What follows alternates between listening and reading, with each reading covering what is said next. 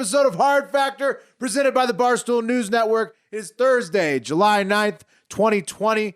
We got a stacked lineup of news today. Coronavirus, Trump date, Vin De Minh, Roger Stone, arm wrestling shooting. But most importantly, Pat, any updates on the Pat the Pool Boy website? Have you had any hits? I got a lot of work, Will. I got a lot of work coming up this summer. I'll be honest with you. You know where my priorities lie, and it's my first passion is making sure that pools are clean and well maintained. And cleanliness, right? The response that I've been getting to patthepoolboy.com is just overwhelming. A lot of people need their pools cleaned. I'm going to read you a couple of these. Dick Don Workman, Big Cuck 69 at Gmail, hit me up. He said, "What kind of pool service do you need?" He said, "I don't have a pool, but I would love for you to come and fuck my wife while I'm at work." In my questionnaire, I ask what the sizes of your pool are. He says, "No pool, but my wife's measurements are 36, 25, 32. Wow, there you go. And then nice I got offer. Yeah, totally. And then a buddy in Canada, a Hard Hive member in Canada, says he's looking for companionship mostly, and he has a 4x4 round inflatable. And to that I say, no job too small. So what's your technique on an inflatable pool cleanup? I mean, it's a little different. I need to hear. Well, I'll tell you what I'm going to do. I use all natural cleaning supplies, so I'm going to drain it for you, and then I'm going to rub it with lemon and oil. That's a 2 or 3 hour process for a 4x4 pool, and then I'm going to let it soak overnight. Now, I stay with the pool. I don't leave the pool once the job's started, so I'm going to stay overnight at your house, let it dry, then I'm going to hose it off. And then I'm going to polish it down for you. It's going to be good as new. It's going to be safe. Most importantly, guys, pool safety is not something to joke about, and it starts with cleanliness and proper maintenance. What's your afternoon looking like? Because I'm trying to get in my inflatable pool on Friday. It's going to be 99 and sunny, and then Saturday 102 and sunny. So I need it cleaned tonight. For me, every day is like the day that my daughter is getting married. So if you ask me, I can't refuse a request. Okay, well today, come on over. Are you worried at all about the volume? It sounds like you might have a lot of work on your hands. I have 42 requests now. Wow. Oh, well, added Filling 43. up fast. I'm 43, but bump me to the top. House cut. So, yeah. Benefits of being on the show, right, Mark? Yeah, that's right. Well, Pat, good luck with that budding business. Got a lot going on now. Do you have rates yet set? Do you have any? I mean, it's all negotiable, Will. It's all negotiable. Okay. Like Shamu from Florida, SeaWorld asked me to come down and clean his tank. It's a 1 million gallon tank. Whoa. That's a big job. Yeah. So you have to drive the price up on SeaWorld. I have a chainmail wetsuit, though, so I'm going to have to get Also, that are you out. willing to work for SeaWorld? Is that ethical? No, but I'm about the pool, Will. I'm about the pool. Okay. No pool too dirty or small. Yep. Yeah, I mean, I don't bring politics into my cleaning. The killer whale's still going to be in the pool whether he cleans it or not, so he might as well make it comfortable for him. That's true. With his little flipped over fin. Yeah. Okay. Yeah. News stories, guys. Mark's got coronavirus update. I'm on a Trump date. We already went over this at the top. Mark, do it. Did we? All right. I mean, you sort of did, but look, guys, I'm sorry, but we have to lead off with the coronavirus update, and it's not because we want to, but it's because we kind of are obligated to, since once again on Tuesday, we set an all-time record in new cases in the U.S. with over 60,000 in one day. This breaks the previous one. Is that a lot, though? I mean, just making sure. I think so. We're number one. We're number one. The last previous record was 54,000, so it's 6,000 more than that. Kind of smashed it. Yeah, it's pretty big. Yeah, it smashed it. The USA is smashing records. Smashing records. And the 54,000 was a week ago today. So we've had our 2 worst days in the past rolling 7 days. Well, hold on. Wait, is that one of the things where the test results all come back on the same day? Because it's like if it's the same day each week where you're breaking the record, something's happening. Well, no, Thursday we're talking about Thursday and Tuesday here. This 2 days ago. Okay. Broke the record. And then a week ago Thursday. So I mean, All right. I think what we're talking about is we're fucked. We have over 3 million cases now in the U.S. for the calendar year 2020, which we are ever so slightly halfway through. But the good news here, or silver lining, if you will, and I'm not a doctor, but I'm just going to make this statement anyways, is at this rate, everyone will be exposed to the virus by, I'm just going to say, the end of August. So this fall, we should be fine, right? Yeah, except for those studies coming out saying that it's causing brain damage. What? Well, Yeah, the long-term effects are still unknown. And also, they don't know how long the antibodies are going to last, too. So, hopefully it doesn't happen. Mark, I'm with you on that. I think, hopefully everybody gets sick and then you can't get sick again. But what if in a worst-case scenario, all the states that are going down now, that are in the Northeast, then get it passed back? Like a ping pong. Yeah, I swear to God, though, if it is causing some sort of cognitive decline and I get it, then I'm going to be a Johnny Appleseed of it because no one's getting an edge on me. Like, if I'm having brain damage because of it, you're getting it, too. Does it cause weight gain? Oh, okay. I see. Yeah. Look, I'm going to go with my theory. It's like in New York. Everyone got it already. They had a few horrible months, but now their cases are lower for no reason other than everyone already has been exposed to it. So that's got to be right. Don't at me, but I'm sure that's right. Still got to steer clear of elderly homes. It is, there and other places. We're going to be fine in the fall, guys. Here, let me list off some of the other things about corona that are actually facts. Tulsa, Oklahoma is experiencing a large increase in coronavirus cases. You may remember there was a Trump rally there a couple weeks ago. And thank God 1 million people didn't show up as anticipated, right? Yeah. Zoomers on TikTok saving lives. That's right. When asked if the large surge was from the Trump rally, Dr. Bruce Dart, executive director of the Tulsa Health Department, said in a press conference yesterday that there were several large events over the past few weeks in Tulsa. And so he can't say it was that. There were many great events in the city. Yes. He guesses they'll have to connect the dots, though. There was good events on all sides. Any city to locate where the spread came from, Tulsa is the easiest. Like, if you guys ever been to Tulsa, it's a quiet town. Yeah, OKC, but not Tulsa. When we say large surge, you're talking 500 cases, not like Texas, which had 10,000 the past couple of days per day. Yeah, it puts it in perspective, doesn't it? My numbers up here are hilarious. It's less than 100 new people. Yeah, 80 is like a big day for you.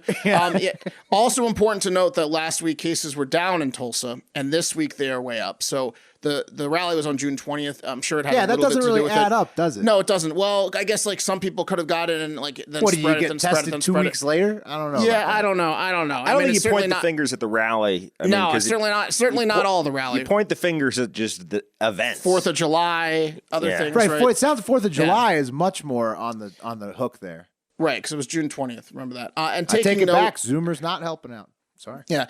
And taking note of what's been going on with coronavirus cases around the U.S., like in Tulsa and in his home state, the mayor of Houston, Texas, Sylvester Turner, changed the in-person Republican Party state convention that was going to happen in about a week to be online only, from in-person to online only, which was probably a good call because the Texas GOP convention was set to be held all indoors at the George R. Brown Convention Center. So that was going to be bad.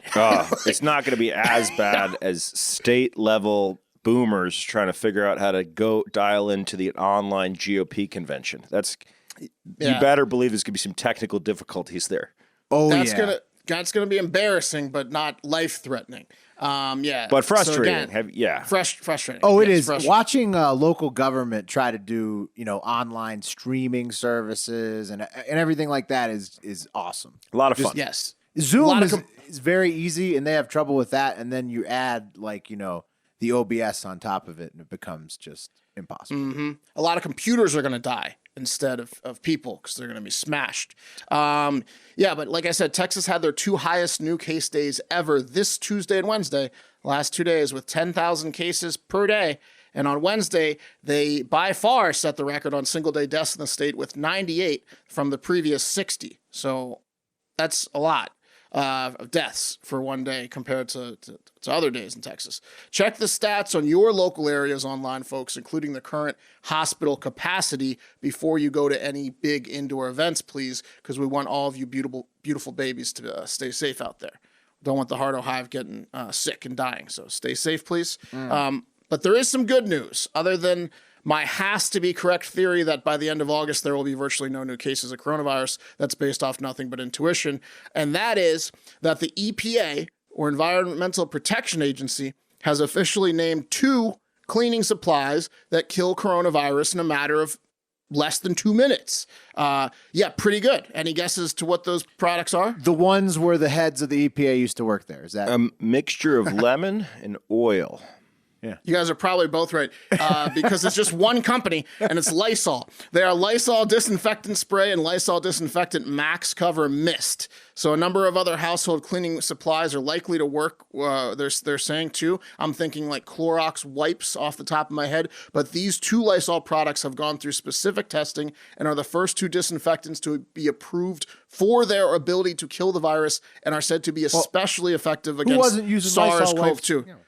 Yeah, I know, exactly. SARS-CoV-2, the virus that causes COVID-19. Any idea what these smell like? Like, they have multiple flavors. Lemon. Like they got all the flavors or the scents, Pat. Like they could be a cologne, is what I'm asking. Like if I on your put body. that on, right? Can you cover your body with it? Go out, yes, create like a pig pen from Peanuts, like force field of. Well, that's Corona what Trump was kind of going with. I mean, that's what the injection joke started off as, similar. But that sounds a little safer. You're not putting it inside your body. Right. I mean, if you're trying to attract 8th grader with a bottle of Tommy Hilfiger, if that's the case, guys, it's going to be all over. True. But Pat, like, there's nothing more attractive to a woman than the fact that you say, I'm safe. You know, like, I don't have coronavirus. The smell of Pine Sol or Lysol. I dig girls that like bad boys, Mark. Yeah. All right.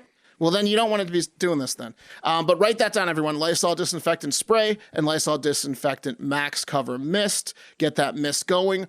What a delight. Like Will said, don't purposely drink the Lysol or ingest it or spray it in a stranger's mouth.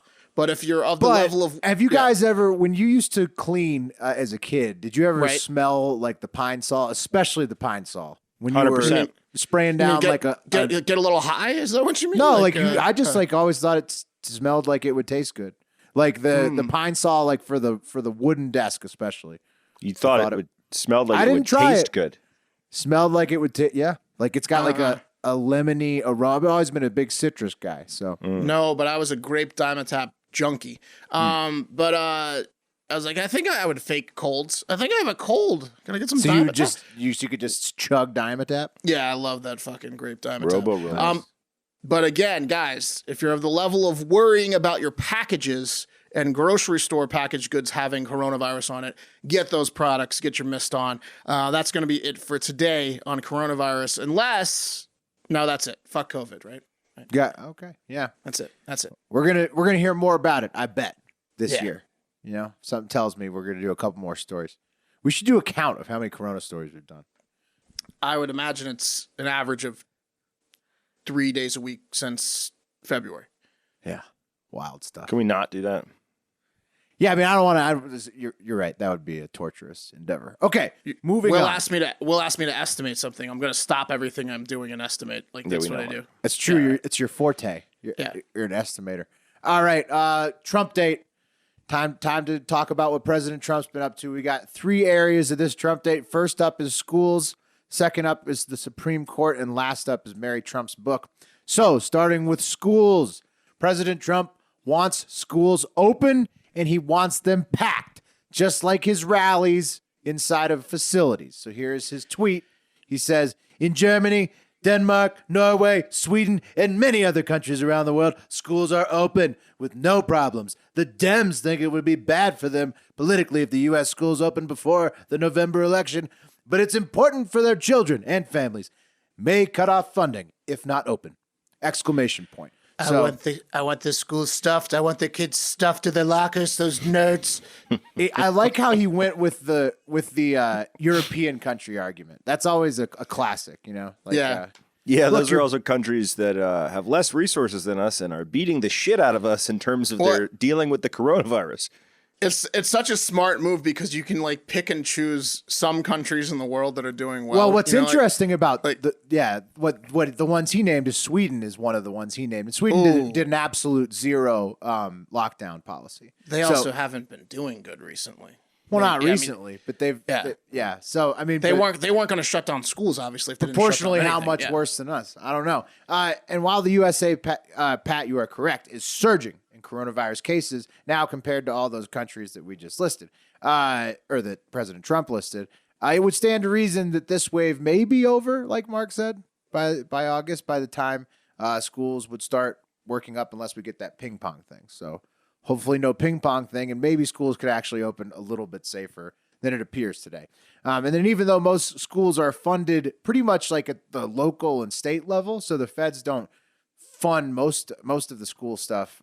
Anyways, Trump and Pence are looking at ways to tie school stimulus money, so the next round of stimulus that's going to include some education money, to having classrooms open, more classrooms open, as well as mandating that next week the CDC issue new, easier guidelines so that schools will have a more realistic shot at opening fully next year. So basically, Trump was saying that the CDC's guidelines to reopen schools was too tough. So the CDC said, yes, sir, next week, new guidelines, going to be easier. You know who else is out there clamoring for schools to open? Our girl, Betsy DeVos. She says fully operational schools, and it's not a matter of if. It's a full court press from the administration. We found out like about coronavirus in like February-ish, like March. That's when we started really like figuring it out. Yeah, January. School is 45 days away. I'm just saying, you should probably like maybe delay school a month, because we're finding information out like pretty rapidly. End of August, no new cases. You heard it here first. Yeah, I mean, I'm hoping that's the case. That'd be great. Football season, school, everything just goes on as normal, right? No. Well, Harvard punted their all the Ivy League. They punted it to at least January. We will see, Pat. Harvard and MIT are also suing ICE. Pat, you mentioned this the other day. ICE, they're saying that foreign students on visas, they need to be attending class in person, or the terms of their visas are not met, according to ICE. So Harvard and MIT are suing ICE, saying that, well, we've already planned all these online courses, online only. So how do you expect us to open up class now? And it's weird, though, because I read like some of the quotes from their suit. It's hard to understand if they're more concerned with not getting paid by these students, or if this is the students not being able to go to class. Like, they say it's for the students, but it like in the way that it's worded, it's like, it seems like you're just nervous about not getting paid. Judging by the fact that they're giving 0 discounts and they have a massive fucking endowment, that's all I'm going to say. Right. Yeah. So it's like, well, this is why we want them here, and it's all for these flowery reasons, but it's also because we want to get their money. Anyhow, you guys are such pessimists. They're good folks over there. Sure. Right. Big education. Yeah. Always have been. We're always looking out for the little man. Yep. They never cover stuff up. Yep. Oh man, such a good American what's it called? Institution, our higher education. And then finally, next up, Supreme Court. So that was the schools. Now it's the court. Supreme Court voted 7-2 to strike down ACA rules that required all employers to provide birth control free of cost in their healthcare plans to female employees. So now companies can object on moral grounds, and I'm assuming financial grounds too. I don't know if it makes a difference in their plan cost. Yeah, but I morally object.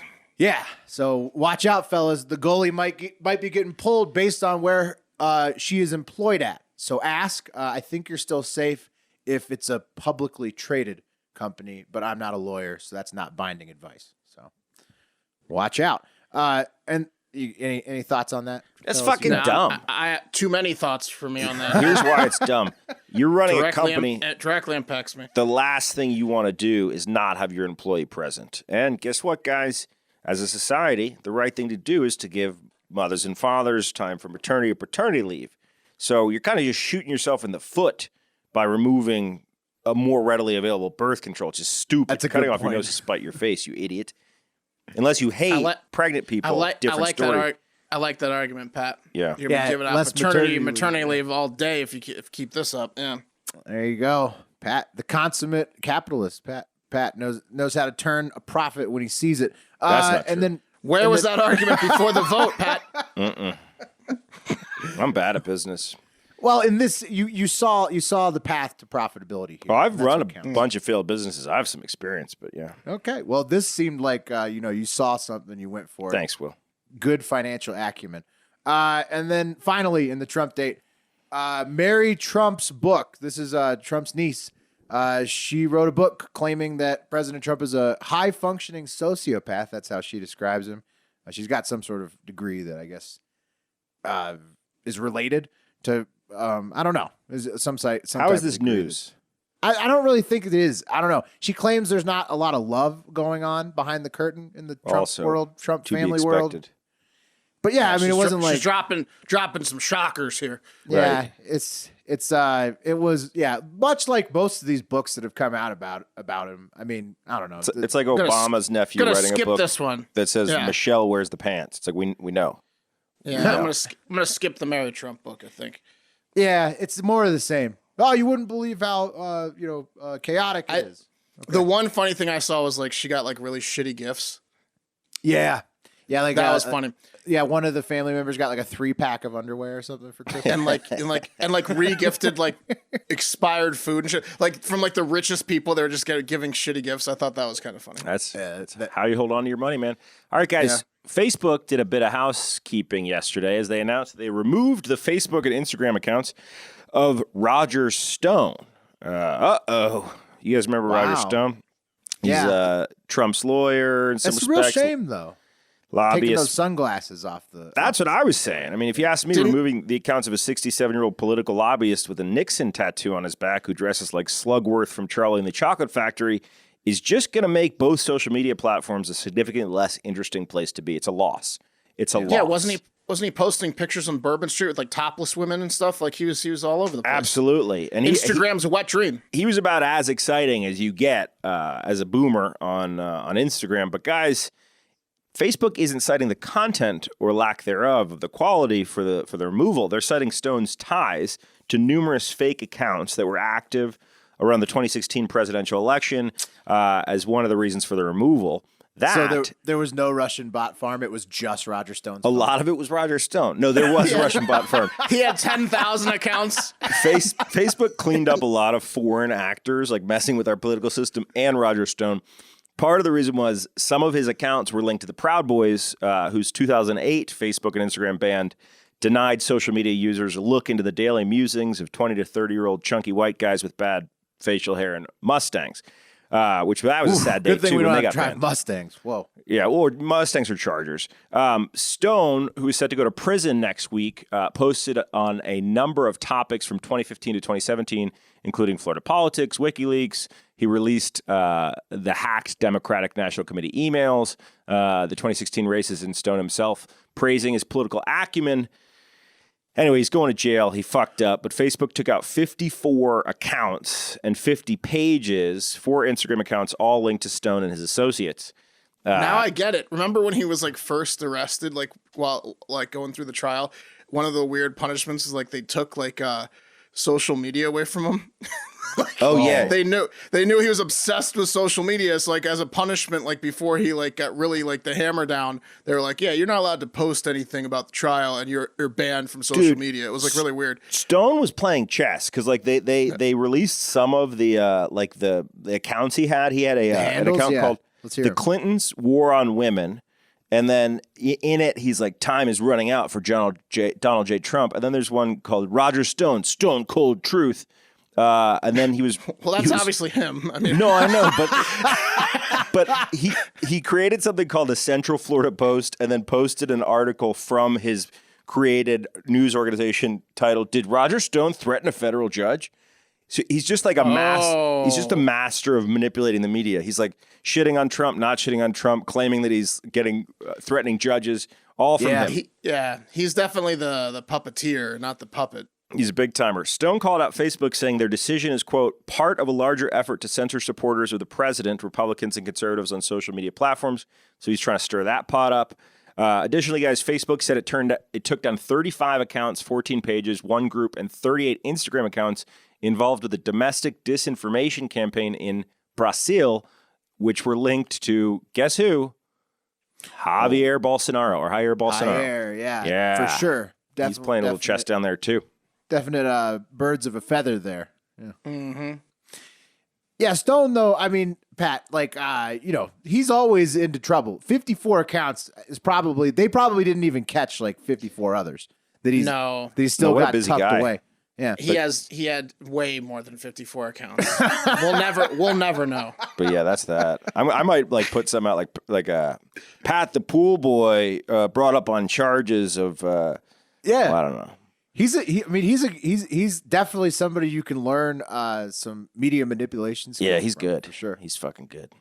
But I think that they should take away all of his burners and then leave his mains though, because those pictures of him in those top hats and then the glasses. I mean, leave the main. You know how many people's like favorite account just like disappeared when he got arrested? Oh yeah, just looking at why his did this picture. account stop posting? He dresses like Penguin's older brother. It's awesome. Yeah, like I just want to see. Just let him just post pictures. Don't let him do any text. Just pictures. Roger Stone might give John McAfee a run for his money with the weird bed stuff. Oh yeah, I'm sure he's got some. He's got some kink to him. What's up with Vin De Minh? Whatever that is. Vin De Minh? Oh, I'm okay. I'm up. Oh man, from Roger Stone to Vin De Minh. Lieutenant Colonel Alexander Vin De Minh, a key witness in the impeachment trial of President Trump, and almost certainly the whistleblower in the whole thing. Allegedly. Okay. Yeah. I mean, probably so. Probably. The guy who was like, I need to say everything, and I have to because it's my duty, is probably. Look at him. Yeah. He looks like a nerdy whistle. He looks like a human whistle. All right, so glasses. He retired on Wednesday after 21 years in the military. And if you don't remember him, well, we just kind of described him. He was the guy who talked on national TV, and then there was a pointless impeachment trial for months after that, immediately.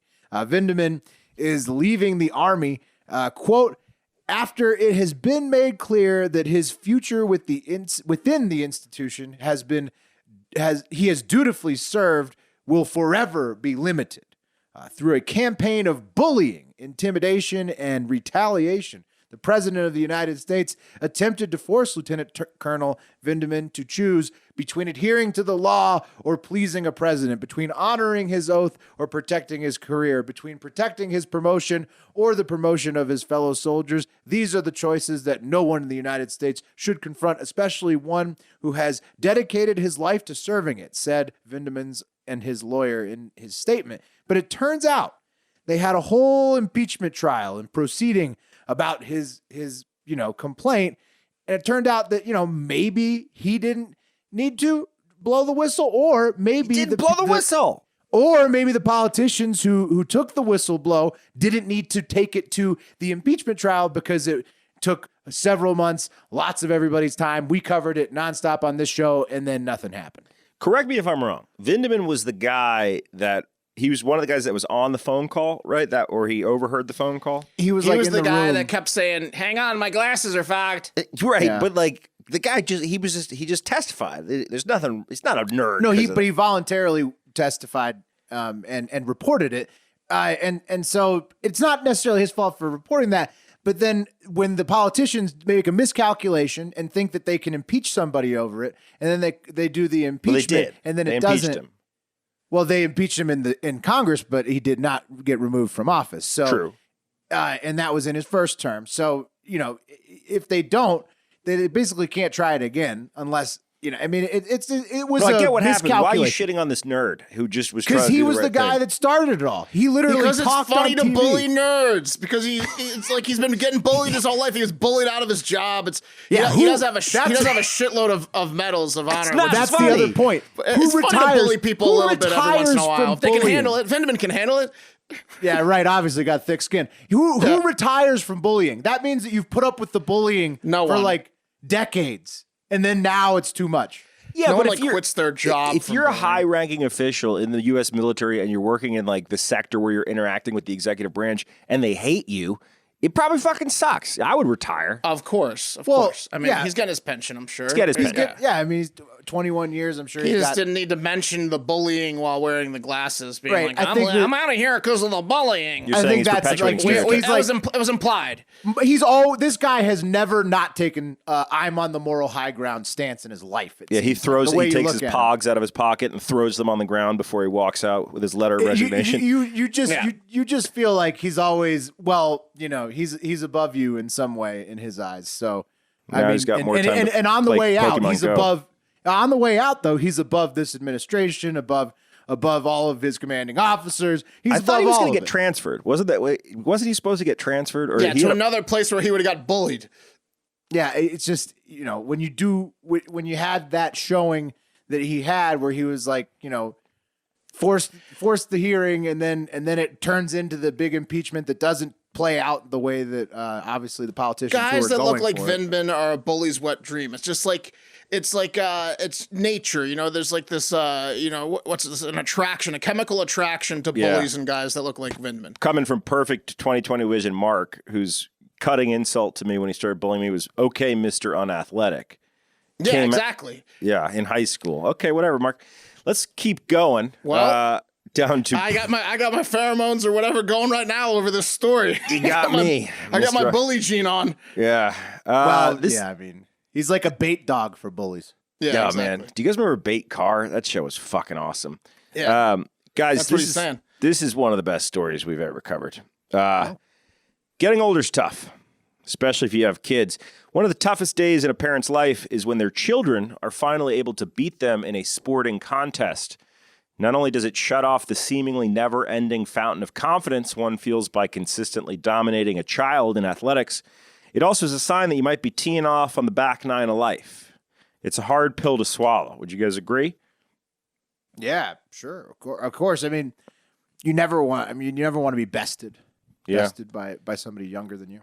And guys, that's exactly why I think the actions of the man in our next story were completely and undoubtedly justified.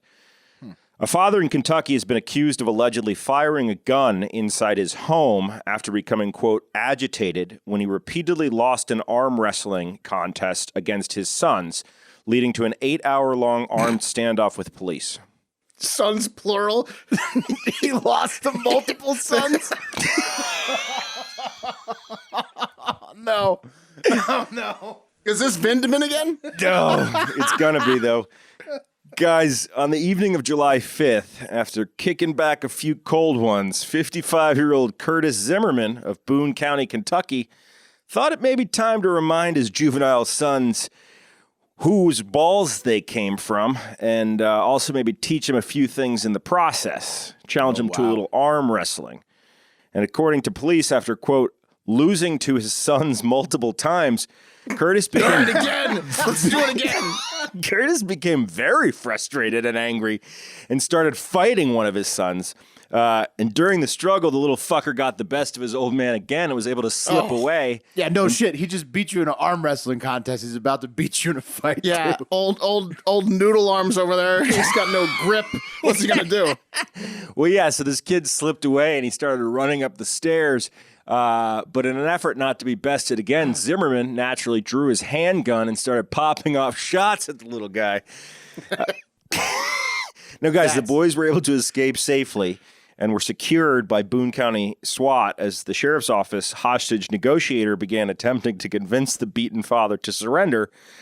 He's got a lot to live for, and he just is covering up the megaphone and cackling after saying things like yeah, it was probably like 8 hours the negotiator telling Curtis he's probably having an off day, and it was probably because your arm was tired. You didn't have the right grip, buddy. Don't worry. Right.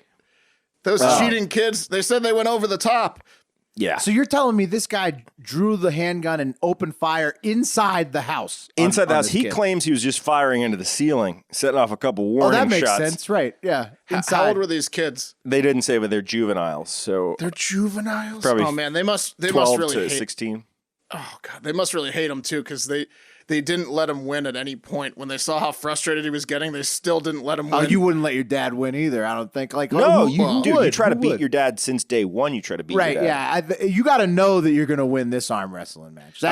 When he's crying, you don't let him win? Well, it was a big day for these kids because the day you beat your dad is a huge day for you. But most dads, they just take it for some sort of dignity. Usually the first thing isn't like... an arm wrestling contest, like maybe like horse or something. It's usually like horse. Yeah, it's usually horse. Yeah, but guys, this is a really good lesson to be learned. If you think, for the young ones out there, if you're getting to the point where you're about to beat your dad at a physical activity for the first time, make sure that his gun is put away where he can't find it.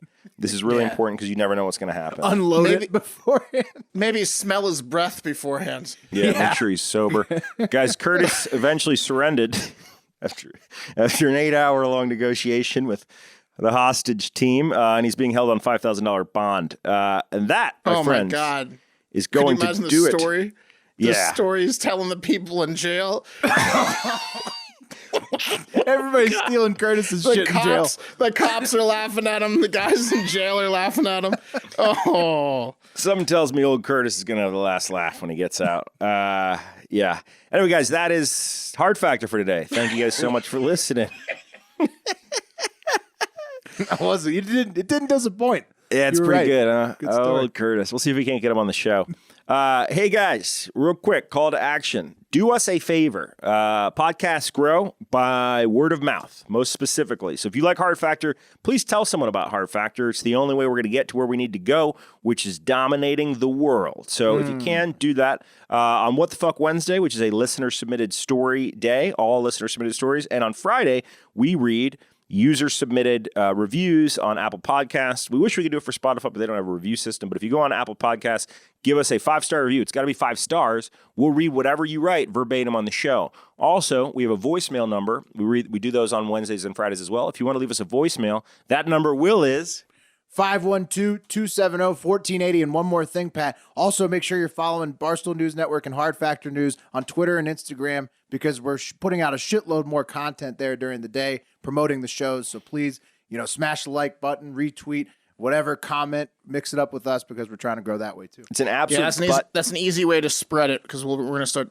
quote tweeting some jokes from the pod with a link to the pod, so you can spread it to friends that way. It's an absolute butt ton of content. On that note, my Twitter is @HardFactorPat. My Instagram is @PClassity.